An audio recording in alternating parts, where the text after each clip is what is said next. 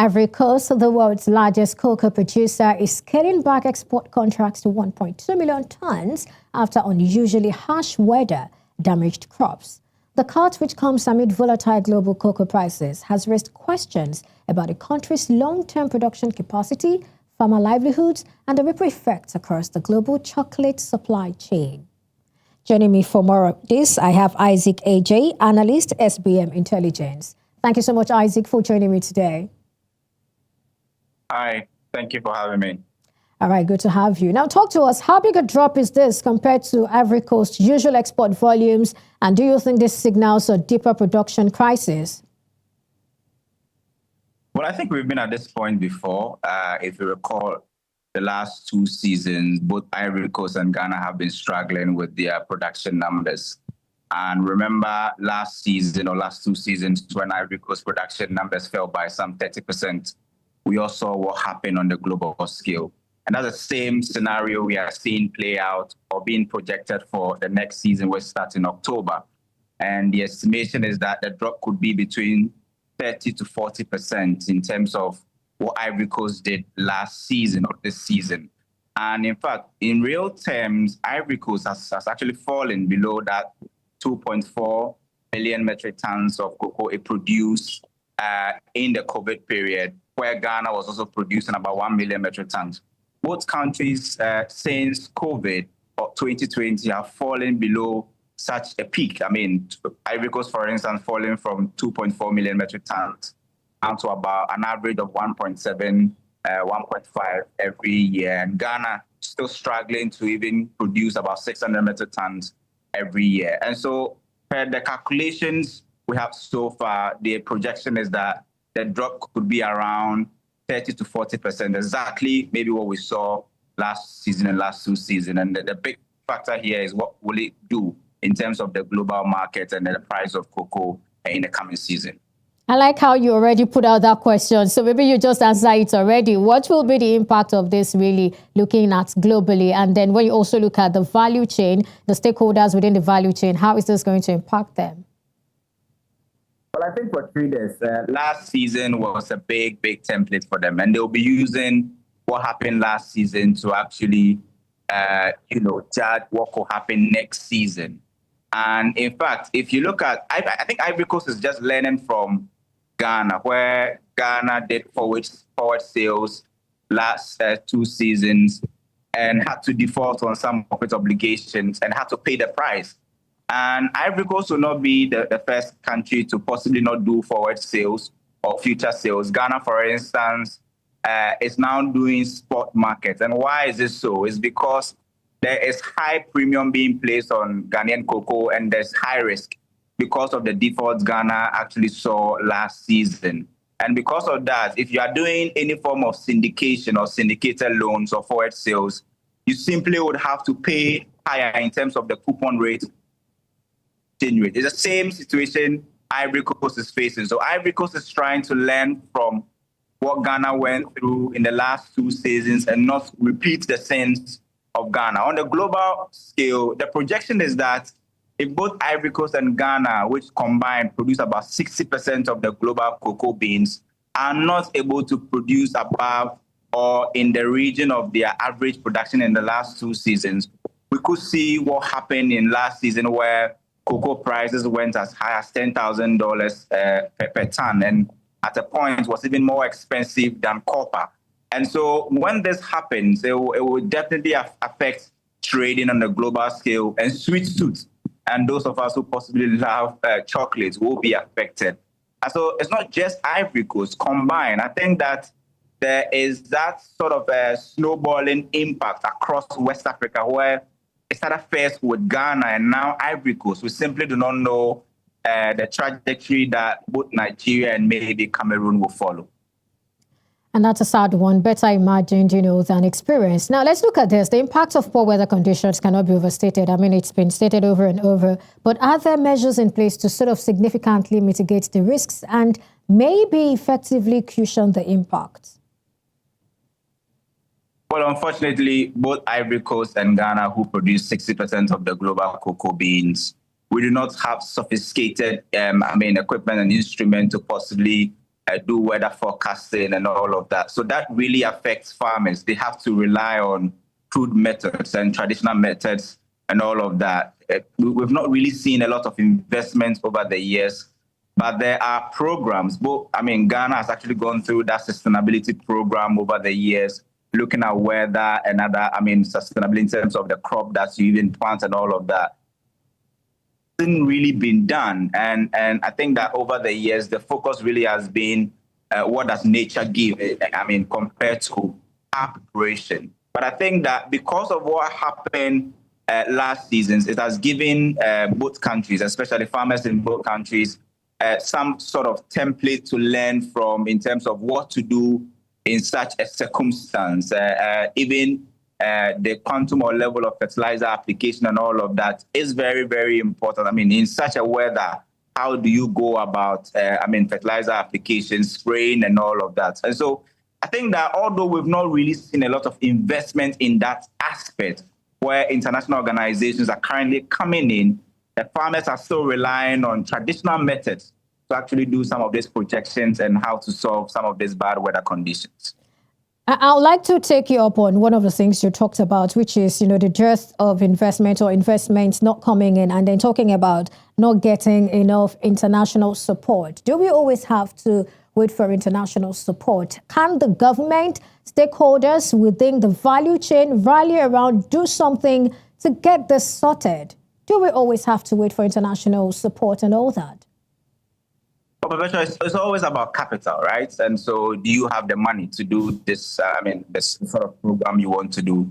They are highly capital intensive in terms of the sustainability program. Ghana, for instance, when we did ours, the one Ghana is currently running, it was supported by the World Bank. And in fact, if you look at the amount of money being spent, the cocoa sector rehabilitation program that Ghana actually did, it cost the state a lot, and it was a loan from or support from the World Bank. And so because of the nature of these programs and the capital you need to make it work, you definitely would always have to seek some sort of collaboration and partnership from international organizations. Already, if you look at Ghana and Ivory Coast, for instance, both countries are struggling with their budgets, with big budget deficits. And for instance, Ghana was kicked out of the international capital markets. And so even if you want to take the lead to possibly go and get loan from the international capital market to come and solve some of this problem, you're already out of that market. And if you still want to go, you pay high coupon rates. Ivory Coast, for instance, is not able to do a lot of the forward sales, which could have brought in more money to do some of these programs. And so you see that capital is the biggest constraint here. And that's why countries would always have to rely on donor support and international, in terms of collaboration. But it's a global system, and if we get support, it's not bad. But sometimes it's also good when governments also take some of this initiative. But usually, we see government taking the initiative. But what has always been the big constraint has been capital, finding money to fund some of these programs, because cocoa is grown in semi-deciduous forest areas and all of that. So accessibility, road infrastructure, so many things go into programs around cocoa. Although when we talk about its price on the global scale, we talk about the $10,000 and $9,000. But in terms of how to even get a 64 kg bag of cocoa for a farmer to sell, it's always difficult because of the terrain we are actually operating. And so I would say that, well, we do initiate some of this. Ghana and Ivory Coast do initiate some of this program, but the big constraint has always been capital, and that's why you always have to rely on international collaboration and possibly partnership. Right, let's look at the disease now. Whether you want to look at swollen shoot disease or any other one, how big a challenge is this? It's a big challenge to the extent that in the case of Ghana, which Ghana has been battling with the swollen shoot disease for the past 3 seasons, where under the World Bank supported program and the EU supported program, in terms of market access and all of that, you have to sometimes cut and replace some of these cocoa trees. And if you look at the lifespan of the cocoa tree, it takes a long time before the flowers even start coming for you to even get the cocoa beans. And so in the periods where Ghana fell from the 1 million metric ton, annual production numbers to 500,000 and 600,000, that was a period that Ghana had to do most of the cut and replace. And so if you see Ghana talking about higher production numbers in the coming season, it possibly means that we are almost through with that period.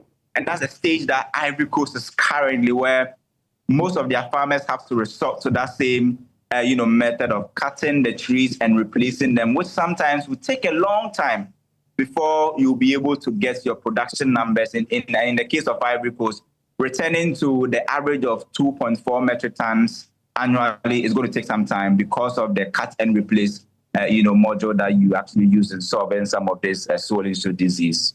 I like that you've been making reference to other countries, especially within Africa. So, talking outside Ivory Coast now, I'd like you to talk to us about, how these other producing countries deal with these issues, whether it's the weather or disease-related challenges. Now, we might also go, outside Africa, because to a very large extent, you've sort of mentioned what some African countries are doing. In fact, if there's any place that both Ghana and Ivory Coast must learn from, it's supposed to be Brazil and Ecuador. Brazil has been battling with the black pod or the soil issue disease for a very long time. And we've seen their production numbers, coming down, and as a result of the disease. And so they are almost through with that period. So the key question is, what did they do to actually get out of this, madness? And both Ghana and Ivory Coast are learning. And in the case of Ghana, for instance, there are deliberate efforts to actually use cocoa board as a means to actually help farmers, giving farmers, some of the equipment and means to actually battle some of this soil issue disease. The spraying of cocoa, is government going to take control of this and make it free for cocoa farmers and all of that? The application of fertilizer. All of those things are input costs to the farmer, and how government is stepping in. For instance, in Ghana's case, when the latest farm gate price adjustment was announced, the government announced that it was going to do free fertilizer and then also other free stuff like spraying and all of those things. All of these things are geared towards helping to fight such diseases like soil issue and possibly black pod. Right, that's interesting. Now, apart from these two challenges that we've highlighted, other issues in the sector include low soil fertility, farm management and infrastructure. Are the African cocoa giants rising up to these challenges? Are they really addressing them? Because I remember earlier you also talked about infrastructure, though maybe not directly, but you talked about moving some of these goods, to the consumers and all of that. I would say efforts are being made, but in the case of Ghana, for instance, while government is making huge effort to make cocoa production sustainable, you have a menace called illegal mining, which is, currently replacing cocoa farms, where Ghana is currently Africa's biggest producer of gold, and we're actually trading cocoa for gold. And so you have cocoa farms being, traded as illegal mining sites and all of that. There are instances where you have a cocoa farm on one side and an illegal mining site also on one side. That affects soil fertility and all of that. In the case of Ivory Coast, they are not so much affected by illegal mining, but definitely because of the weather condition, the nature of the terrain in West Africa that helps us to produce cocoa sometimes can also be disadvantageous, in that instance. But I would say that, efforts are being made, but in the case of Ghana, while the government is going ahead to make efforts to make cocoa production sustainable, you also have a menace called illegal mining, which is pulling back production and not really helping in terms of soil fertility. And then the premium cocoa that we possibly used to boast that Ghana had that premium cocoa. And we understand that the EU regulations are in, and if Ghana possibly doesn't go by those EU regulations, we could lose access to the EU market, same as Ivory Coast and all of that. And so both countries have peculiar situations, but I would say that efforts are actually being made. All right, we know Nigeria, a major cocoa producer also, is shifting its focus towards, higher value processed cocoa products. And we've seen that when you look at Nigeria's non-oil exports, cocoa takes the lion's share. Now, is that the case with, these other African countries? And how much of a solution is this when you know that, there are challenges that might not make you able to, prop up your production or increase your production, and then you begin to do value adds and all of that? Is it something you think these other countries should also emulate, or is it something they're already doing, and how has that been? Well, Ghana is already, looking at other commodities like gold, where the country has currently introduced a gold board initiative where Ghana wants to take advantage of gold inflows from the small scale sector. If you go to Ivory Coast, the focus is strictly not just on cocoa, but also to focus on coffee. But whilst they are looking at alternatives, the share price of cocoa currently on the global market is a bit, it's making these countries take a bit of, they're not really looking at the real situation where even though you are producing,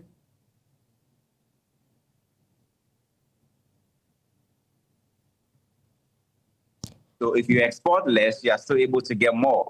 And so until maybe we find cocoa prices coming down for these countries to possibly look at production numbers and how sustainable they can be, alternative will be a big challenge. But Ghana, for instance, is looking at so many other alternatives. Gold is number one, although it's not a crop. But I understand that efforts are also being made to also make rubber, export, which is usually not traditional export, also a key, commodity in Ghana. And in the case of Ivory Coast, you see rubber also a big factor in there, and then also coffee. So there are efforts to actually get on board alternatives so that when possibly cocoa fails, you can fall on other crop commodities. Interesting, but we hope that it does not fail. All right, Agyei, analyst SBM Intelligence, thank you so much for joining me today on Business Edge. Do enjoy the rest of the day and the weekend.